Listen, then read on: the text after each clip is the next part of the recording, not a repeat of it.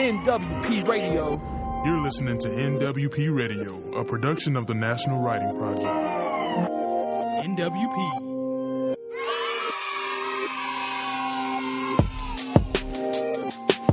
Wow, beautiful people. So many reasons to celebrate. 2024, another year to be reflective, to find forgiveness in ourselves. Many of us have stories, and some of them dig deep into our understanding of the world and how it functions. But it's 2024, and for many of us who continue to live the Generation X lifestyle, we're still partying like it's 1999. Perhaps that was an innocent way of being. 2025, just flew by. Let me not get ahead of myself. And I have a wish this is going to be an extra special year. The National Writing Project is 50 years old. How awesome is that? Teacher leaders and instructional efforts for 10 years.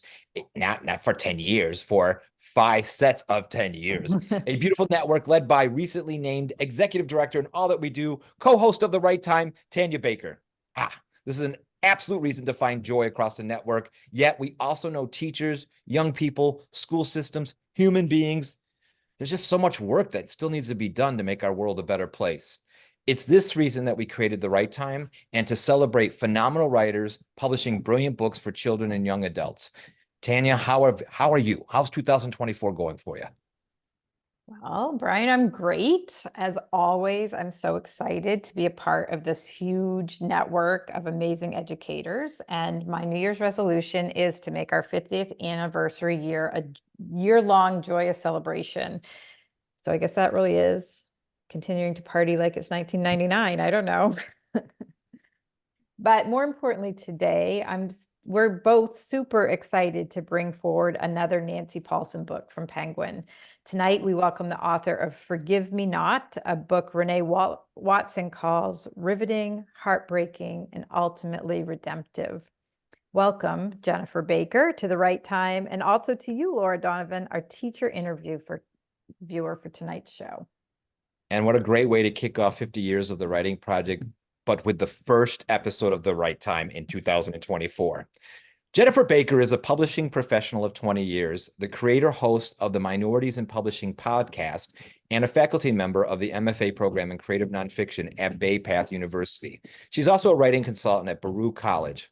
Formerly a contributing editor to Electric Literature, she received a 2017 NYSCA NYFA Fellowship and a Queen's Counsel on the Arts New Work Grant for Nonfiction Literature. Her essay, What We Aren't, or The Ongoing Divide, was listed as a notable essay in the Best American Essays 2018. Woo, woo. In 2019, she was named Publisher Weekly's superstar for her contribution to inclusion and representation in publishing. Jennifer is also the editor of the 2018 PoC short story anthology, Everyday People, The Color of Life, and the author of the YA novel, Forgive Me Not, Nancy Paulsen Books 2023.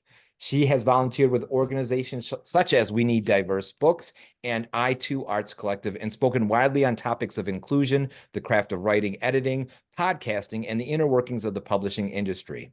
Her fiction, nonfiction, and criticism has appeared in various print and online publications. Her website is her name, jenniferbaker.com. We're super excited to have her to the show. Thank you. And Lauren Donovan is a teacher in Kansas City, Missouri, and has taught secondary English in both the middle and high school settings for 9 years. She's also a student at the University of Kansas, not Canvas, in an educational leadership doctorate program. She loves sharing her passion for reading and writing with her student, and she loves to read and talk about realistic fiction, as well as education reform nonfiction. Welcome to the program, Lauren. Lauren, we're going to start by you introducing a writing prompt. Listeners could pause and write to your prompt if they're so moved. And after that, Brian and I will leave so that you and Jen can have a great conversation about her book. Awesome. Thank you. So our writing prompt today is, do you think it is fair for someone to decide someone else's future? Explain why or why not using specific reasoning to justify your response. It's a good one. I already have a thought about what I'm writing about. Have a great interview. Also very intriguing, isn't it? Yeah. We'll see you soon. Yeah. See?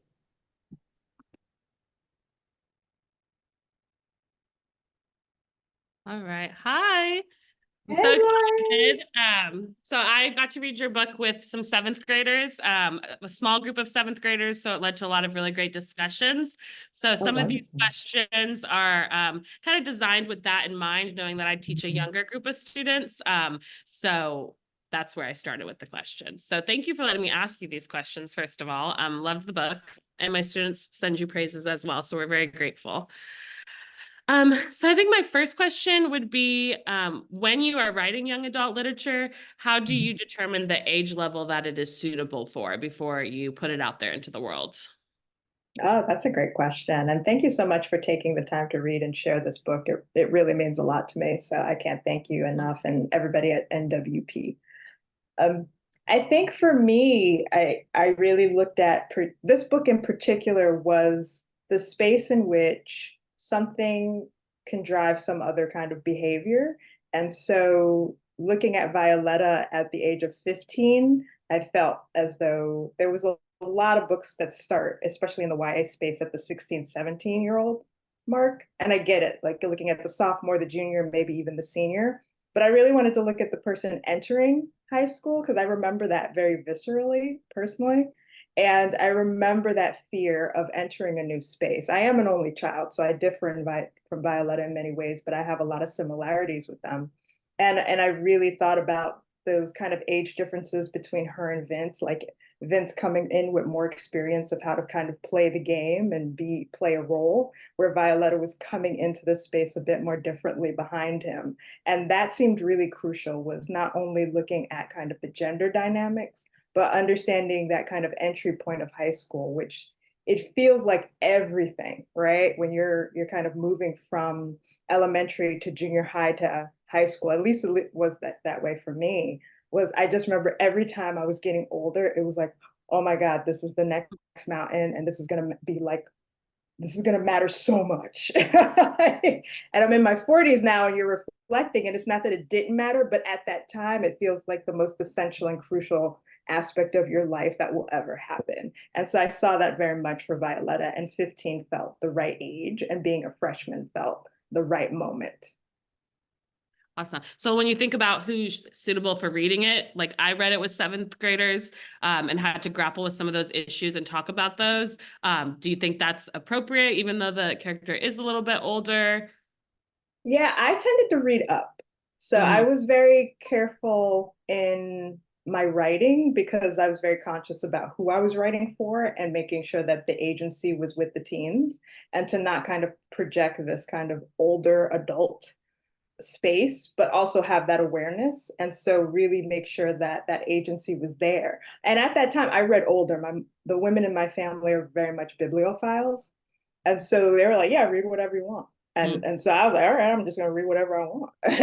Like I was reading Anne Rice, Stephen King. What's around the house? I'm gonna read it. Yeah, that's what's around the house. Cool. Toni Morrison, all this stuff. And perhaps I didn't totally get it at the ages I was reading it in, from like especially junior high onward. But I had that freedom to really engage with art in a way with no limitations. And that can come from various reasons, but there was just a trust in me. And so a trust in the reader, but also wanting to really respect the reader as well as respect the educator sharing it, the librarians sharing it, and not trying to make it very violent for the sake of gore, which I think can happen, especially when you're not thinking about younger readers and what you may be introducing them to. But I also don't want to talk down to them. So that's a keen balance and a question I asked with every chapter. I think that's awesome. I had a lot of exposure to literature too at a young age, but so many students, my students included, sometimes the only exposure they're getting is at school. And so it's super powerful when a teacher can feel passionate about a text and share that with them. And we got to do that. So kind of along the same lines, and you can answer this from a writer perspective or from a reader perspective. Do you think that trigger warnings are important to give teachers or young readers before reading your book? Just because we know there's a lot of sensitive and very important critical issues that you tackle, and these issues are these issues are real, and they're things that students are dealing with every single day. Yeah, I think those are really crucial. And I actually kind of regretted that I didn't do it because also, I come from also a publishing background, and I didn't see them as much in books, especially for young readers. I think I picked up a book after this book went to the printer, and the person put on kind of the dedication page or after the dedication page trigger warnings, and I was like, oh, nut bunnies, I should have done that. Oh my God, the baby. And also really being glad that in the educator guides or whatever was really also being created as a supplement to support educators and folks who are introducing the book or sharing the book or guiding discussions in the book with people, that they listed kind of what was going to happen. Because again, I didn't want it to be violent. And I think maybe because I'm a little bit deadened to certain things, I thought about it a lot, but I probably didn't think about it as much in terms of like providing that warning. So that is a regret that I didn't say a little bit more, like there's references to self-harm, that there's references to this, and stuff like that. Yeah. So, because I want to be careful, especially like you said, you're sharing it with seventh graders, and I'm having, like, my friends who are parents are having conversations, and they're like, "Is this good for my age?" And they're like, "So let me just tell you, there's this, this, and this." And they're like, "Okay, I'm gonna wait 2 years." And I was like, "Oh yeah, thank you for having that conversation." So I don't know if you kind of presented that or tend to in the classroom, of which I think it's greatly appreciated for folks like us writers. Yeah, I mean, even just talking to kids about it, I think is important. Not necessarily having to read it out loud, but just letting them know, like, hey, these things are going to come up. If you have questions about it, let me know. And I think that creates a comfortable space too. But I think that helps younger teachers too, or newer teachers in the field. So, but yeah, they handled it really well. If anything, they had questions and more ideas that were inspired from it. Oh, So wonderful.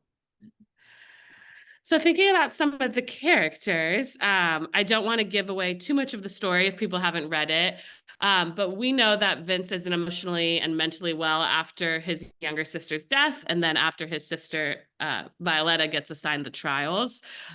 This is kind of a bigger question, so you can approach it how you want, but what are your thoughts about our nation's systems in place to support youth and their mental health, especially those that deal with either ongoing trauma or something that has happened? I have a lot of thoughts. I don't know, big question. Do we have time? Can we do Right. like a Patreon only Right. section of the No, I agree. I thought it was powerful through the text, so I'm just I'm sure that was part of the inspiration of the story too. So Yeah, I mean, I'm from New York City. Specifically, I've lived in Queens most of my life, Queens County. For people who may not be aware of, that's part of the outer boroughs. So we have the 5 boroughs, and I'm in the outer boroughs of which the book takes place. And where the book is made up Queens, because I didn't really want people to fact check me if I'm being completely like, that's not where that bus goes. And I'm like, because it doesn't exist. But we have about 2 very well-known juvenile detention centers in New York City. One is in the Bronx and one is in Brooklyn. And they're not very well funded. Our mayor has also significantly cut funding for a lot of things, outside of like policing, but like the arts, sanitation, a lot of stuff that is needed, education. We don't have as many shelters, we don't have as much housing. And so when those cuts matter, because also it affects how the privatization of criminal justice, which is a big money industry, which I didn't realize until I learned more about it, of how much money people can make from this industry. And that's kind of touched on in the book, but I didn't want to be heavy-handed with anything or didactic in a way that would take kids out of the story, because it is about the teenagers. And so those are the elements where I'm just like, it doesn't take care of people, because the conversation I have a lot, especially with people who are more in organizing spaces, is that we do have individual power and collective power as people to just voice our concerns and say what we need. But oftentimes the people making these decisions in council meetings and board meetings, in offices wherever across the nation, are not necessarily thinking about the betterment of society. It's about making budgets. It's about being reelected and being in, company with people who will make sure they'll be elected. It is thinking you're doing the right thing, but not really talking to the constituents who it affects, or not knowing the constituents, or carrying that stigma of, you think if someone has committed a crime, therefore they are a bad person and these are the consequences. And I think accountability is really important, but what does accountability look like? And I think that's a question that's not very clear cut when it comes to criminal justice and juvenile detention, because you are dealing with teens and in some cases children, Right. depending on the age group. So that's the short answer is no. Right. The longer answer is, like, if you really dig deeper into what things look like and how they're operated and the biases that come into play, it's really hard to even say that, oh yeah, these systems work in favor of supporting people and getting them what they need, when that may not even be part of the question. It may be like, you did this and you need to have consequences for doing something, but not realizing that maybe someone stole because they have nothing. They Right. literally have nothing. And that is a much bigger issue, of which does not even come to play in a courtroom necessarily. Yeah, it's not even a factor because we're not giving people a chance to speak and explain themselves. So, and that's one thing I really like about this book, is that we do get into the mind of Violetta and her brother. And she gets to share kind of that, regret and fear and all of those feelings while she's awaiting, kind of her fate that is given to her by others. So I like that part of that. And so, like, kind of along that line, thinking about Violetta and that she has some friends that she refers back to, they seem to be a lot more forgiving at first than her family. And at one point, I remember this line in the text, it was so powerful. Violetta ponders if forgiving is eventually just forgetting. So do you think Violetta really expects her family to fully forgive her? I don't know. I think that's the biggest fear, right? Because there's no conversation that really happens, especially in the beginning. It is, these choices must be made in line with the way the system works. And for Violetta, I mean, sometimes it's not even about having the vocabulary. And I'm sure, especially as an educator and as a person, I've met people who are older than me who do not have the vocabulary to be able to say how they feel, even if it is, I'm pissed at you about something you did 10 years ago. And it's going to come out in this really random way. It'll be like, oh, sorry, I was late. I don't care about anybody. And it's like, really, you're still holding on to some stuff I did years ago, but now it's coming out in a way because I was maybe seeming flippant about something. And so that's kind of how I saw it. Like, the adult decisions, going back to what I had said earlier, is the decisions of folks affecting these other communities, but not really coming into play. And so I don't think her family even has the understanding or has the time to, between the accident and her shuffling her to,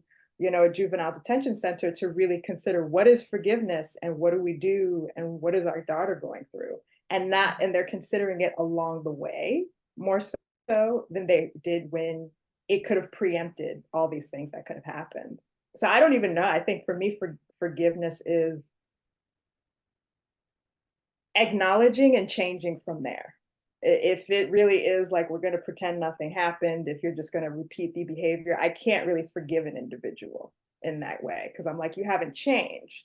But I think it's not so much forgetting, it's moving forward, in which case you don't isolate that person in a box because of that one aspect of their personality or one aspect of them that may have hurt you, that maybe you've moved on from.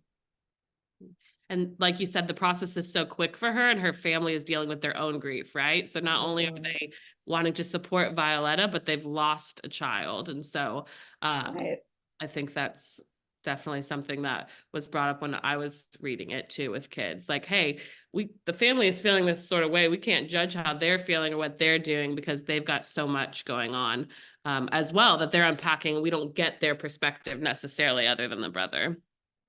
I think that's important.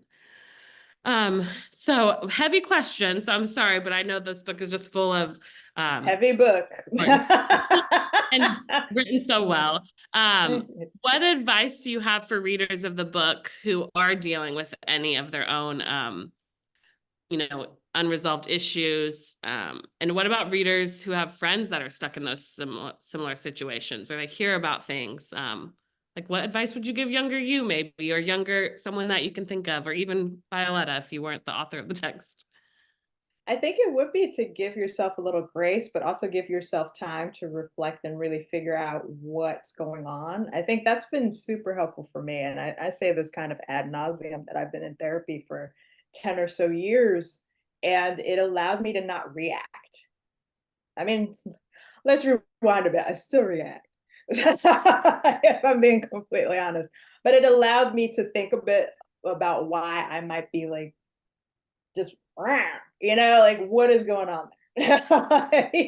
And sometimes it is that case of, you write that angry email, but you don't send it and you sit with it, or as someone calls you in a fit of rage and you're like, not going to answer that phone because I'm not there yet, or not responding to somebody and asking for space to be able to understand that. And I think that's, when you're in a carceral state, literally, all you have is time. Right. Like the purpose of this, among many other issues, is that it's for you to reflect and kind of quote unquote get it together in the time you have, by keeping you isolated, by keeping you in a space where it is dictated how you operate and act, and to be reminded constantly of what you did because of what you were looking at and what you do not have access to. So that is the point.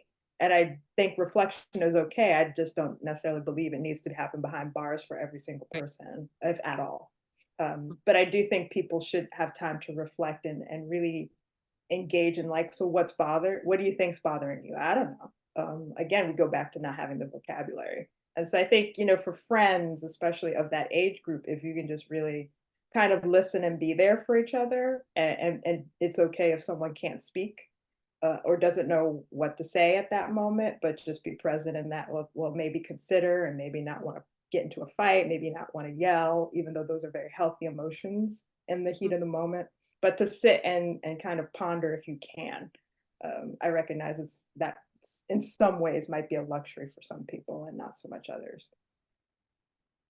And that's such a life skill, right? Being a good listener, not always thinking about what you're going to say or what advice you have to offer, but just lending an ear.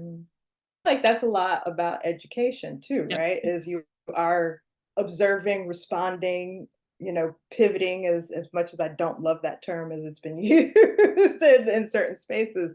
It is like you are responding and understanding and listening to what, because that's what folks really need. And sometimes it's just it's not just attention, it's to be heard.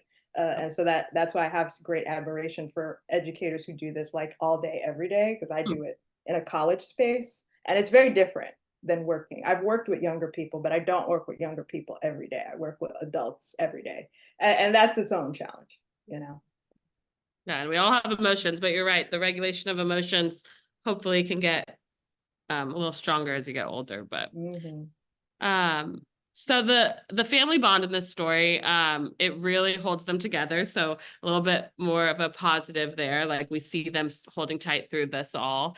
But other than the support of the family, what positive messages do you want your readers, both young and adult, to walk away with from the story?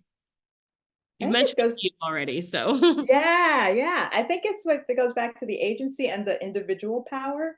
Because what I've said a couple times, especially when I've had the opportunity and will have again soon to talk to teens and younger readers, is that you have power. It just doesn't always look the way we think it looks, right? And sometimes, I mean, all the time, I really hope it's autonomy over your body. It's autonomy over your thinking process and your critical thinking skills and all those things. Maybe you don't get to dictate when you have to go to class, because you have to go to class if you want to graduate, and you understand like what certain things lead to, but you do have power. You do have power of choice. And again, it just leads to what those choices mean. And they're not always definitively wrong based on how it's been framed in society. Sometimes it's just like, I just wanted to try that. I just wanted to see what happened. So I think that was the biggest thing. Like for Violetta, in an attempt not to spoil anything, I needed to get her there. I needed to get her there where she made a choice regardless of what other people were deciding for her. She needed to be like, this is where, and I struggled with that as a writer too. Like there was just this period where I always talk about the arc, you know, like the rising action, falling on a whoop-de-doop, you know, Yeah. little mountain. Yeah, we talk about that. Oh yeah, a little mountain. And then there was this like curvature in the mountain where I was getting her, and then it was like she would have fallen off the mountain. Because I didn't know how to get her to that place where she made a specific decision for herself. But then I found it, and it was the letters ultimately. My editor had said, oh, well, you know, they were being super nice, and they're like, well, maybe you can do something else. And I'm like, but what? Tell me what to do. But they don't do that apparently, but I figured it out. And it was the letters, and the letters allowed her to get closer to her sister and make some certain decisions for herself, because she allowed herself to wrestle with memory and, you know, all that good stuff. So we came back in, but we welcome any more questions from Lauren if she has any. And if not, I'm going to ask a question. Yeah, I mean, we can talk all day, but if you have a question, I would love to hear your question as well. I just want to add though, those letters, you're making me think about it, like so important. I think that's the only time we really got to hear about like what Pascal was thinking, even though he's not a likable character. We kind of heard his thoughts when he read the letter. And at that point, I was kind of like, maybe he does have somewhat of a heart. So maybe. Yeah. I'm sure he does, but he's a young man he's a guy who gets what he wants. Exactly. So like one of the reasons why we love this show and we text back and forth while the interview is going on is because we get all these great nuggets of wisdom. And I love what you had to say about agency and individuality. Read whatever you want, engagement with art that has no limitations, which made me think about, man, teaching is an art form too. And then I thought of the opening prompt that Lauren gave and just kind of like looking out for each other, but the responsibility of working with 30, 35 kids in a classroom every day and not knowing what impact you have on them. And then I realize now, because I've been doing this for 30 years, that my students from 1998 are still in contact with me, sharing something I said back in the day, and then something that they were thinking about, or you never told us about this part of our life. But that's my thinking and reflection of the whole interview. Here's the question I'm dying to ask. I love this book and I think it's spectacular and it's written so well. And I want to know a little bit of like, how did this story come to be? There's always a story behind the storytelling and also getting it to the published world, but it really is unique and it has such voice and such kind of like research on the humanity of all this. So how, what was that backstory for writing Forgive Me Not? Yeah, I mean, I don't know if y'all remember this show called Forgive or Forget. It's a syndicated show. Oh, Because I watch television a lot. It's on the YouTube, friends. Anyone wants to go and find that, just in the search engine. And so there was this syndicated show, kind of like Jerry Springer-esque in terms of the stage and the setup, where if you did something wrong for someone, or you just hurt someone, like cheated on my wife, accidentally sold someone's house from under them, put so-and-so into debt. Like, yeah, some like cagey stuff, right? And so the person would obviously go on to national television in front of a live studio audience and say, hey, I want my wife, spouse, husband, to forgive me. This is what I did. And they said, all right, so behind that door may or may not be the person you jerked around. And if the person is behind that door, that means they're open to a discussion. Maybe they'll forgive you. But if not, a video will come up on the screen. And that's kind of how the first scene came, and they will tell you why they do not forgive you, or why they decided not to fly out to California in front of a live studio audience to talk about their business. And so I just was like, well, what if this was just how criminal justice worked? I was like, what if this was just how people, like, what if I got to decide something? Like, you stole something from me, and I said, and beneath that are people better than the law, quote unquote, right? Like, would we be a lot more empathetic And the answer was no, as I wrote. It was no. Mm. And so the characters came in, it really kind of centered in juvenile detention. Like I was thinking about the bigger elements, but I wanted to Mhm. concentrate it in juvenile because theoretically the teens would have less power because a lot of this is being dictated. Right. And the biggest stakes would be if it was your own family. So Violetta and Vincent came very, I hate to say easily, but I knew who they were from the beginning. So who they Mhm. were from when I started at this book in 2014 on my couch watching that show, they never changed. Like how Mhm. they identify, how they sound never changed. It's just I Mm. learned more about criminal justice and was reading about abolition and other things that I And had to learn a bit more about it. and can I ask, do you think your background as a nonfiction writer really impacted the way you approach that research and or incorporated it into the story?